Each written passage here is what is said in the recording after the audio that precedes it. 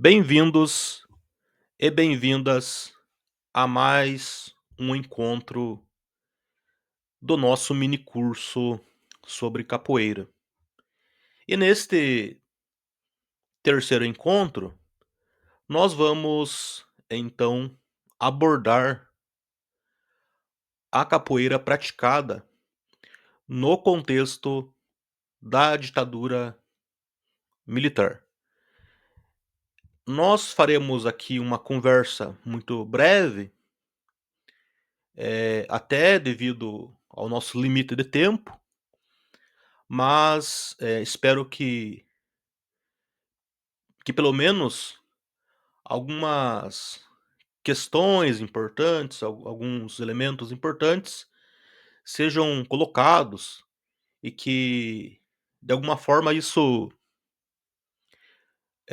aguce a curiosidade de vocês, né, para pesquisarem sobre o assunto, para buscarem mais informação sobre essa temática, porque se trata de uma temática importante.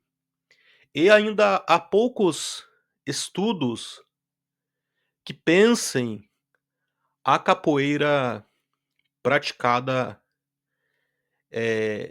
no período da ditadura militar em relação à repressão e à resistência também da capoeira ao regime. Pois bem, então antes de iniciarmos, eu acredito que seja importante fazermos algumas considerações que, de certa maneira, é uma retomada de alguns elementos que já foram trabalhados no primeiro e no segundo encontro. Então eu quero que vocês pensem, compreendam a capoeira enquanto resistência. Porque, como já foi pontuado anteriormente, a capoeira ela emergiu, ela surgiu como uma resposta ao status quo daquele momento,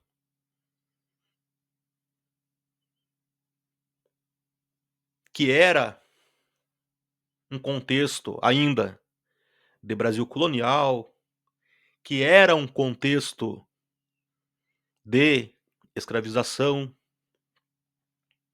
Então a capoeira ela surge como esse instrumento de libertação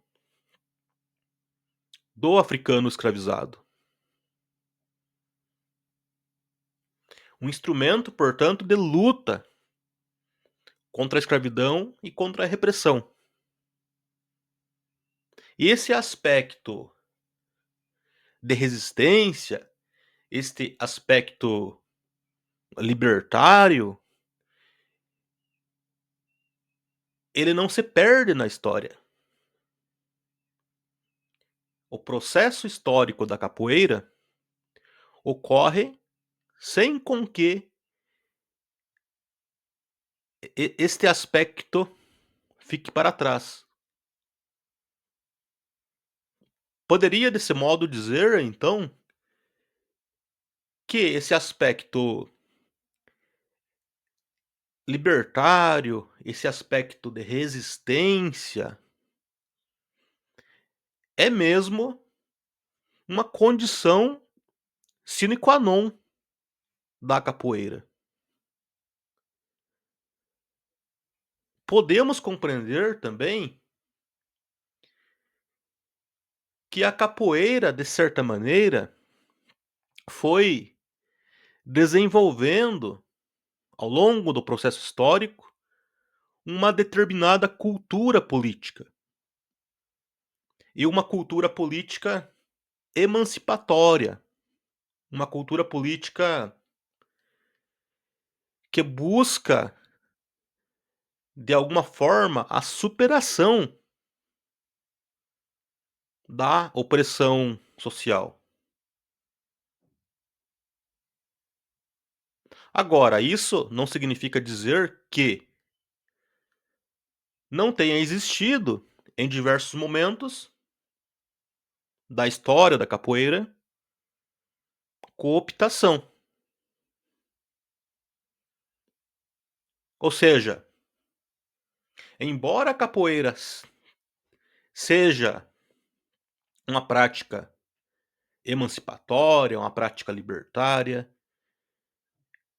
mesmo assim ela foi cooptada por diversas vezes, em diversos momentos, em diversos contextos. Ela foi cooptada e utilizada muitas vezes com fins e objetivos contrário a essa condição libertária da capoeira. E isso, de fato, ocorre não somente com a capoeira, mas com todas as práticas culturais, sociais, artísticas.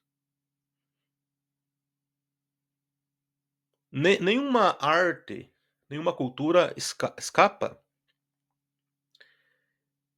dessa dessas contradições. Porque como essas práticas estão imersas na nossa sociedade, elas são atravessadas por diversos interesses de classes, interesses de grupos diversos. E os grupos dominantes, muitas vezes, se utilizam, instrumentalizam práticas que têm esse caráter de resistência. Isso existem inúmeros exemplos na história. Mas isso daqui não desfaz o fato de que a capoeira é, de forma fundamental, emancipatória. É uma arte marcial afro-brasileira de resistência.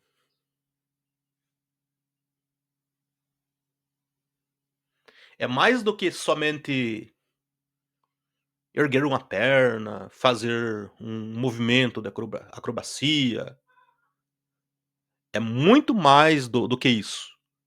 É uma prática de resistência. É uma prática cultural.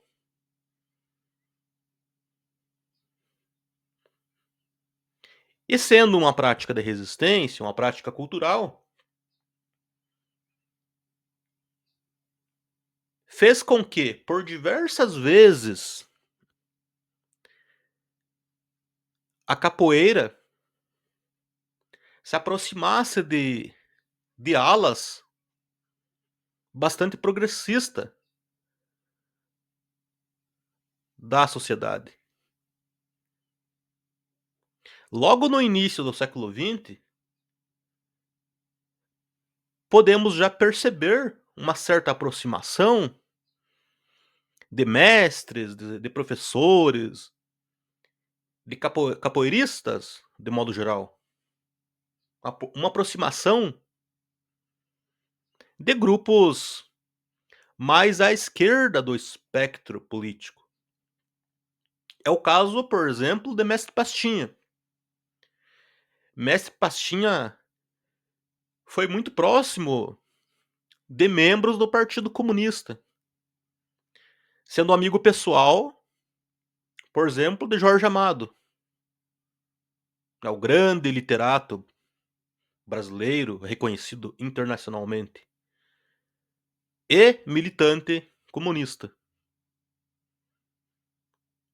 E, inclusive, esse contato foi muito importante para a capoeira, porque o Jorge Amado se inspirou muito em Mestre Pastinha e na sua capoeira Angola para escrever seus livros. Então, ele divulgou muito a capoeira, em específico a capoeira Angola. E o mestre Pastinha, nesse contato, com essas alas progressistas, ele chegou a dar aulas no centro operário, né, o que ajudou muito nesse fortalecimento, nessa conexão da capoeira com as alas progressistas. E o próprio mestre Bimba também foi muito próximo de membros, do Partido Comunista. Além disso, não podemos esquecer da aproximação de Roberto Freire e Pastinha. Roberto Freire, o médico, anarquista, que nós conversamos já no último encontro. O médico que funda a somaterapia, aquela psicoterapia em grupo, que se utiliza de movimentos corporais para o tratamento de neuroses diversas. Esse médico anarquista, ele se aproxima muito do mestre Pastinha e começa a perceber na capoeira Angola, a possibilidade de canalizá-la para dentro de uma psicoterapia. E ele o faz. Ele traz a capoeira Angola para a somaterapia. A capoeira Angola, portanto, é uma parte da somaterapia. Dentre as diversas práticas corporais utilizadas na somaterapia, está a capoeira Angola. E o Roberto Freire, portanto, deu uma ótima contribuição à capoeira e fez com que ela fosse divulgada também, inclusive entre universitários, entre estudantes, entre acadêmicos. E demonstra esse contato também, demonstra como que muitos mestres capoeiristas se aproximaram dessas alas mais progressistas. E isso se deve muito a essa cultura política emancipatória que permeia toda a capoeira. Mesmo existindo, né, a cooptação, mesmo existindo um processo de mercantilização da capoeira, o que hoje ocorre bastante.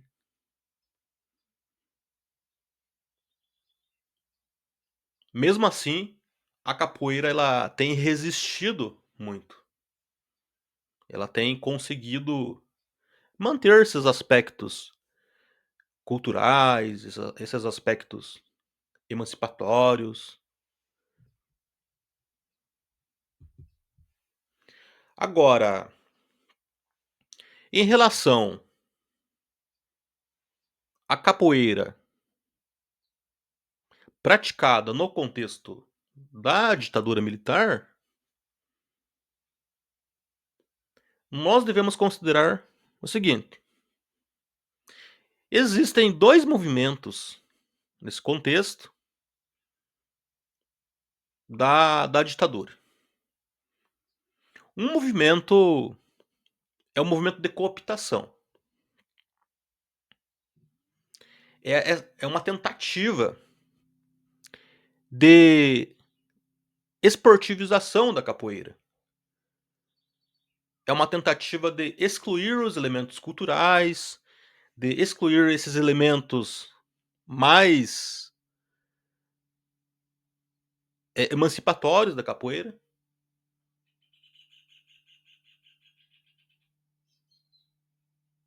e de certa maneira, tornar a capoeira mais domesticada. Esse movimento inclui a criação da federação de capoeira, inclui essa tentativa de criar uma graduação comum, é essa tentativa de padronizar nomenclaturas de golpes, e também era uma tentativa de fazer com que os grupos de capoeira, os mestres desses grupos, não tivessem a prerrogativa de dar a corda de mestre para um dos seus alunos.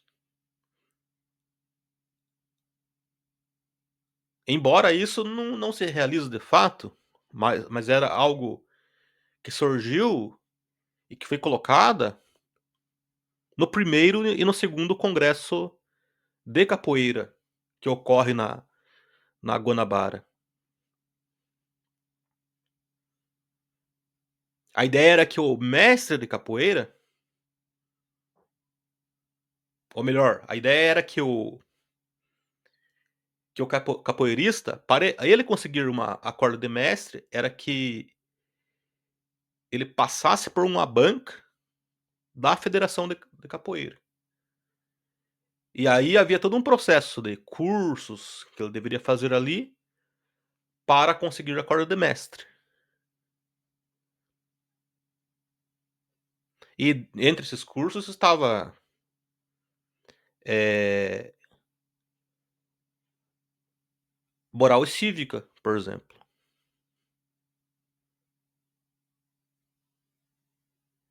Então era uma ideia de formar mestres já dentro de uma certa padronização da capoeira, dentro desse aspecto mais da capoeira esporte e menos da capoeira cultura. Mais esporte e menos arte. Era esse processo. De fato, não se realiza, ou pelo menos não de forma completa, porque há uma resistência, e essa resistência, inclusive, ela aparece muito no próprio primeiro, segundo congresso de capoeira. Mestre Bimba, por exemplo, nem participa da primeira,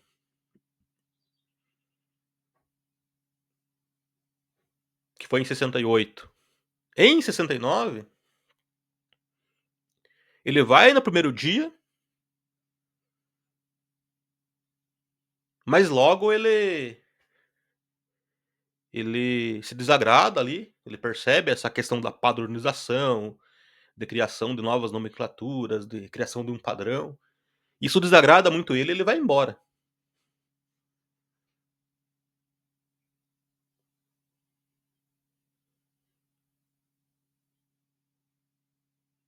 Portanto, já há um grande embate, uma resistência no primeiro e segundo congresso de capoeira.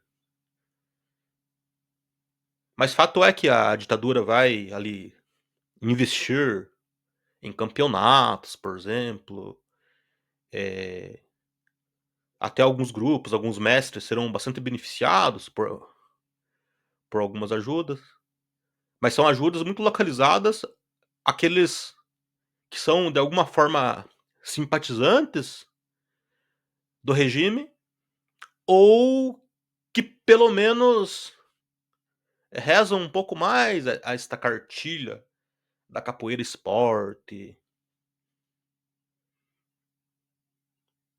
Quem não se encaixa muito dentro disso fica fora. É só lembrarmos que Pastinha e Mestre Bimba morrem na miséria, abandonados.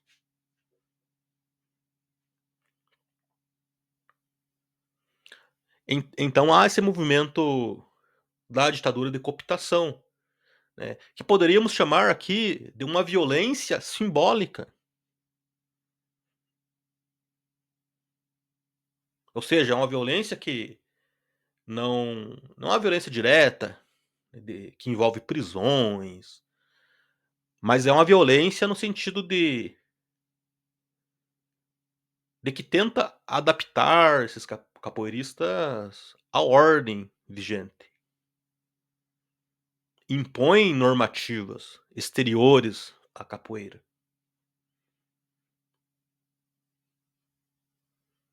Submete a capoeira a ideias, muitas vezes contrárias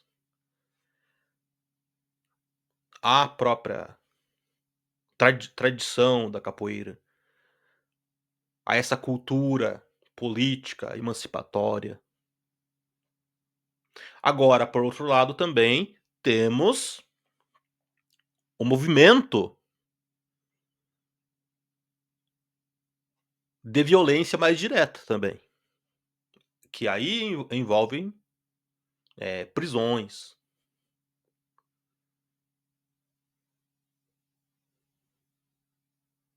E aqui, eu trago um exemplo dessa violência mais direta, envolvendo prisões, que é o caso do grão-mestre Dunga, grande mestre de capoeira de Minas Gerais. Embora ele não seja de Minas, de fato, mas ele se estabelece como um grande mestre de capoeira em Belo Horizonte. E ele narra, até vocês podem, eh, buscar, existem diversas entrevistas que ele deu aí para jornais, para canais também do YouTube, e aqui em específico, você pode encontrar lá no Capoeira Viva Net uma entrevista,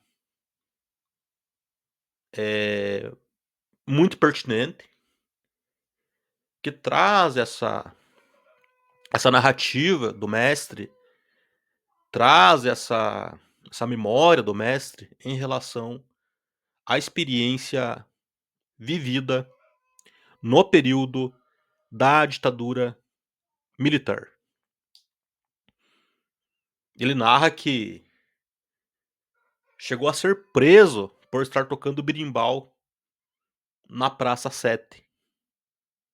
Inclusive até uma música que faz referência a isso. E ele foi preso porque ele praticava a capoeira de rua, né, a ideia de fazer rodas de capoeira na rua, de fazer até treinos na rua que eu digo são nos espaços públicos, né. A gente chama de capoeira de rua, né, é a capoeira praticada ali na praça, em um espaço, público, de modo geral. Essa capoeira de rua, ela vai ser tomada por pelos, militares como uma atividade subversiva. E essa capoeira vai ser muito perseguida, essa capoeira de rua. Porque é uma capoeira mais tradicional, eh, que possuem que possui mais esses traços culturais, esses traços, emancipatórios, de resistência. E é nesse contexto que o grão-mestre Dunga será preso. Mas ele narra também que posteriormente ele vai ser recrutado pelo exército. Então ele adentra o próprio exército. Só que lá, quando ele toma contato de alguns presos políticos, alguns estudantes, alguns universitários que estão presos, ele ele vai ajudar esses estudantes, leva alimentação para eles, ele desse contato ele aprende também muito, ele se politiza mais. E é interessante que muitas vezes nessas prisões, é que há um processo de conscientização sobre esse aspecto mais emancipatório da capoeira. Porque muitas vezes, esse aspecto emancipatório que há na capoeira, essa cultura política da emancipação, ela nem é tão consciente. Como ela faz parte da tradição da capoeira, como é algo, eh, tão intrínseco da configuração da própria capoeira, nem há essa consciência, digamos assim. E nesses processos de prisões, muitas vezes, que há essa consciência, maior sobre a capoeira. De certa maneira, esses capoeiras que são abordados, que passam por prisões, eles se radicalizam mais. Não no sentido que vão pegar em armas ou qualquer coisa nesse sentido. Se radicalizam no sentido de serem mais firmes ainda na posição contra a ditadura, em defesa da democracia. É bem interessante esse processo. E o mestre Dunga é um mestre importante de Minas Gerais, e até percebo que há poucos estudos acadêmicos em relação a ele, e é uma figura muito interessante. Ele narra, por exemplo, que chegou a ter contato com aquela, travesti que ficou, assim, muito conhecida em Minas Gerais, é uma personagem quase que lendária de Minas, Cintura Fina, né, que segundo o grão-mestre Dunga, ela era capoeirista também, participava das rodas ali, das quais o mestre Dunga participava. No que lembra, por exemplo, a Madame Satã, no Rio de Janeiro, outra importante capoeirista. Aliás, aqui é um ponto interessante, que até pode servir aí como ideia de pesquisa para quem está interessado, em pesquisar capoeira, mas não sabe, eh, muito bem por onde começar, qual objeto específico da capoeira. Uma ideia é estudar essas questões de gênero da capoeira. Por exemplo, trabalhar esses aspectos em relação à participação da mulher na capoeira, da participação LGBT na capoeira, são aspectos importantes.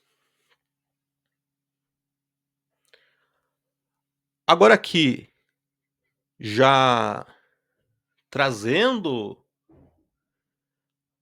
para o contexto do Rio de Janeiro, nós temos aqui, por exemplo, o mestre Djalmir, que vocês também podem encontrar um relato pertinente, bastante interessante, no canal Identidade Cultural TV. Ali vocês vão tomar contato um pouco com a história de Mestre Djalmir, né, ele vai ali, relembrando essa vivência naquele período. E ele vai narrar ali a experiência ali em São Gonçalo, né, que era a região onde ele estava. A experiência que ele teve ali, ele vai narrar as 2 prisões que ocorrem, então ele será preso aí 2 vezes.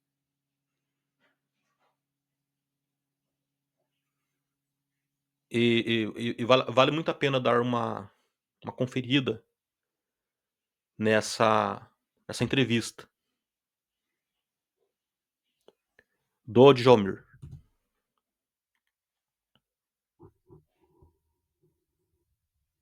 Temos também, em Brasília, especificamente,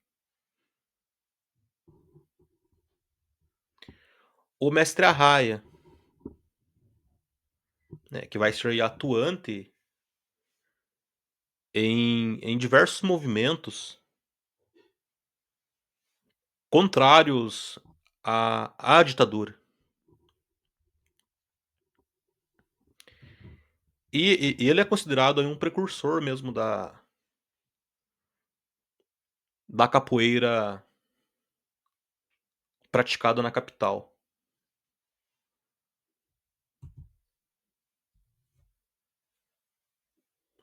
Outro caso, emblemático também é a a prisão e o desaparecimento de Caio Venâncio Martins. Caio Venâncio Martins, ele ele era estudante de direito, né, da USP, e integrava o movimento estudantil. Ele foi preso aí por ter sido considerado, eh, perigoso, e isso está registrado no relatório reservado do Departamento de Polícia Federal.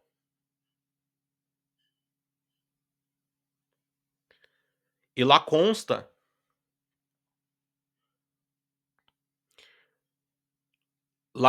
que ele treinava capoeira, karatê, também judô, mas aqui frisar esse aspecto da capoeira. Então, esse é um caso bastante emblemático desse período também.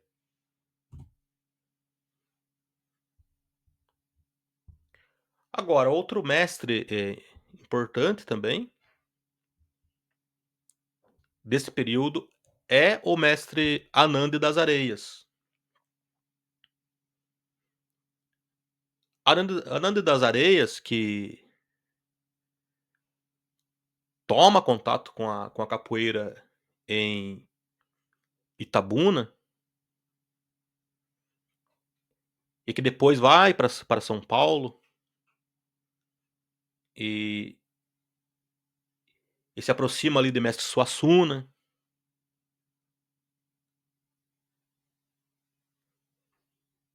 E aí, em seguida, ele inicia um trabalho com alunos, da USP, e nesse processo ele tem contato com os alunos que faziam parte do movimento estudantil, Ele toma contato com essa ala mais, progressista da USP. E é desse contato, desse trabalho que ele faz com ensinando capoeira para acadêmicos da USP, é que ele será preso.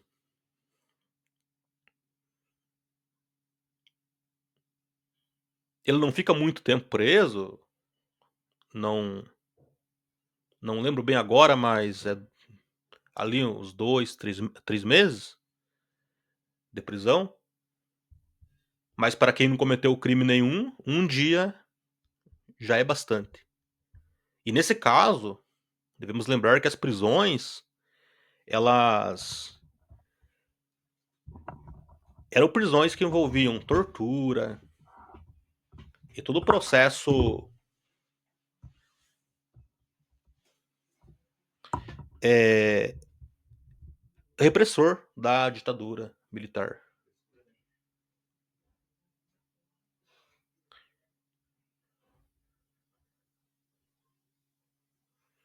Então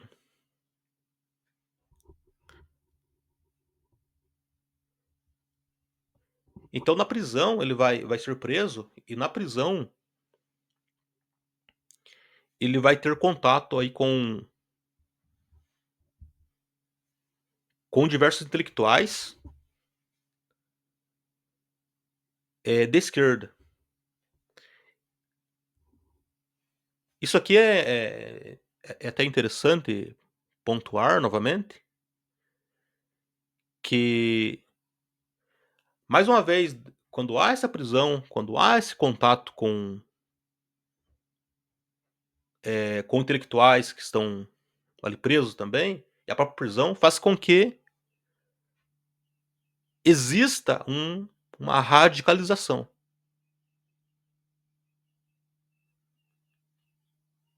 Então, após essa prisão, Anande das Areias se radicaliza ainda mais. Tanto é que ele sai, ele vai romper aí com Suassuna e vai fundar o seu próprio grupo,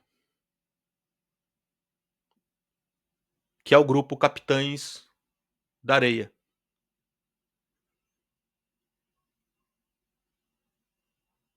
que é um grupo focado aí na capoeira enquanto instrumento de libertação. Então ele ganha essa consciência e aí ele começa a fazer um trabalho com um grupo de capoeira, já focado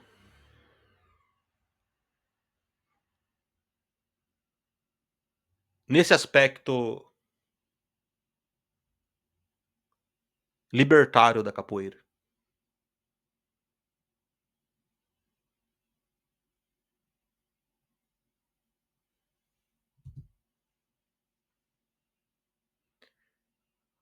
Agora, em relação a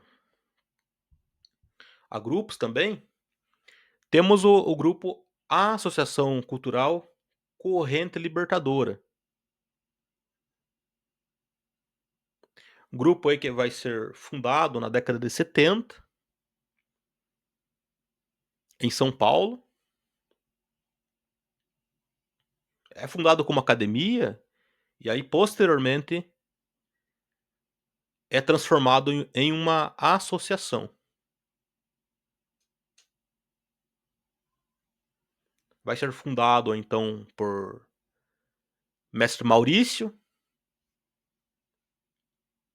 Tigrão, Magnólia e Eufradísio. Eles fundam, e esse grupo também ele é fundado com essa consciência dessa cultura política da capoeira, essa cultura política emancipatória. Tanto é que o grupo vai estabelecer aí fortes diálogos com os movimentos sociais da época, tornando-se uma ferramenta de intervenção política, consciente, contribuindo, por exemplo, para a criação do Partido dos Trabalhadores.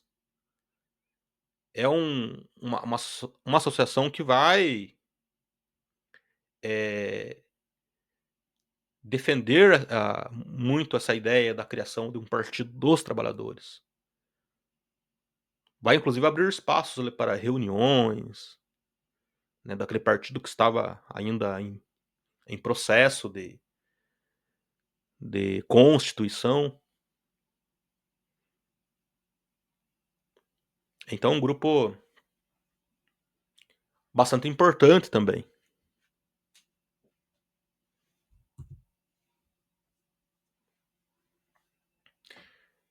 E por fim, eu trago aqui para vocês o mestre Moa do Catendê, mestre que vocês, imagino que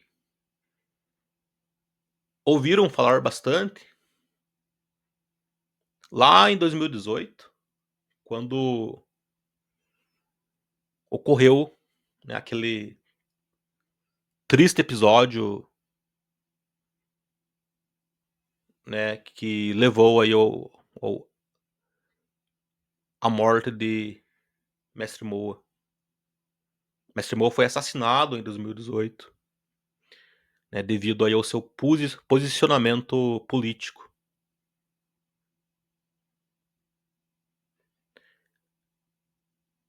Tornou-se símbolo de resistência, né, naquele momento, contra toda aquela violência ali orquestrada pela extrema direita. E o mestre Moa foi sempre um mestre, eh, consciente, muito consciente do seu papel na sociedade, muito consciente da capoeira enquanto esse instrumento da libertação.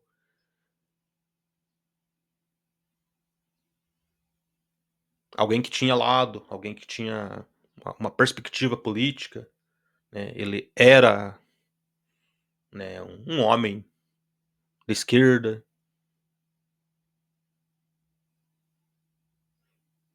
E foi alguém também que fez resistência à ditadura militar, né.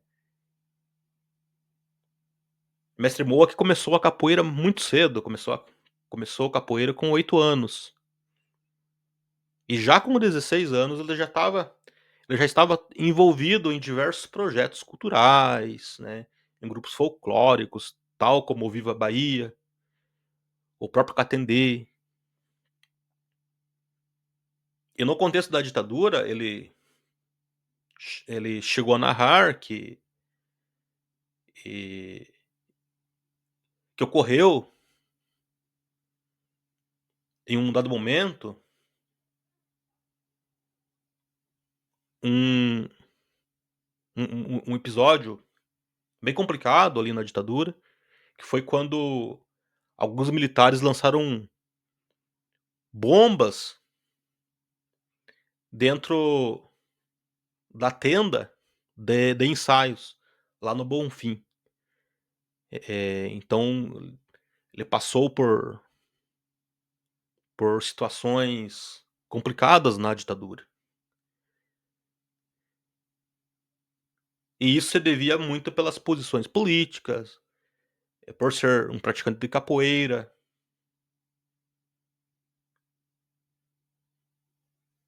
por ser negro. Todos esses elementos, eh, tornavam ele um alvo, né, do regime.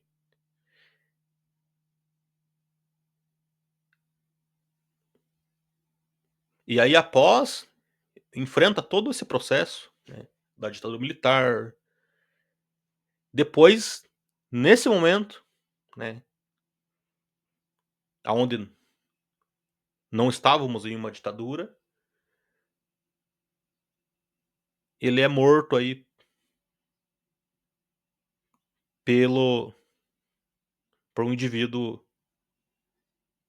né, que tinha inculcado todas essas ideias e da extrema direita. Infelizmente, ele ele morre em 2018. Deixou um grande legado, mas ele poderia dar ainda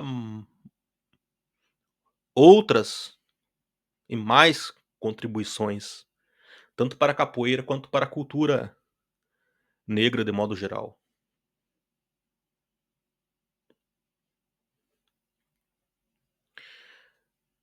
Pois bem, então,